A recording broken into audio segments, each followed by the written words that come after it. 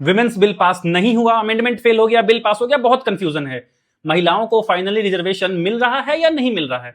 आसान भाषा में समझते हैं। सरकार 2023 में एक बिल लाई, नारी शक्ति वंदन बिल। उस बिल के हिसाब से अगली बार जैसे ही सेंसस होता, सेंसस के बाद डिलिमिटेशन होना था, और उस डिलिमिटेशन के बाद 33% सीट महिलाओं के लिए रिजर्व कर दी गई थी। अभी सेंसस स्टार्ट हो चुका है, अगले साल फेब से मेन जो पॉपुलेशन काउंट है वो शुरू होगा। लंबा प्रोसेस है, 1-1.5 साल उसको पब्लिश होने में लगता है। उसके बाद उसके आधार पर डिलिमिटेशन होता, सीट्स बढ़ती, बाउंड्री चेंज होता, और फिर उसके बाद 2031-32 तक विमेन रिजर्वेशन बिल लागू होता, जो कि पहला चुनाव 2034 में असर दिखता। अब कल क्या हुआ, कौन सा अमेंडमेंट आया जो पास नहीं हो पाया, इतना हल्ला हंगामा क्या हो रहा है?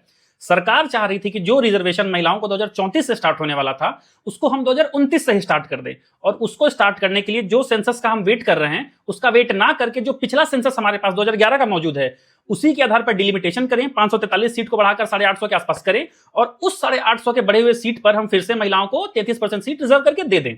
लेकिन अपोजिशन ने इस अमेंडमेंट को पास होने नहीं दिया है। उनका कहना है कि हमें विमेन रिजर्वेशन से नहीं, हमें डिलिमिटेशन से जो सीट्स बढ़ रहे हैं उससे प्रॉब्लम है, और यही सारी समस्या का जड़ है। क्योंकि साउथ को लगता है कि हमारे कम पॉपुलेशन के चलते, हमारी फैमिली प्लानिंग के चलते हमें पनिशमेंट मिल रहा है, और नॉर्थ को ज्यादा एमपीज मिल जाएंगे। अभी फिलहाल का ये सीन है, विमेन्स रिजर्वेशन बिल ऑन है, सेंसस ऑन है, डिलिमिटेशन भी ऑन है।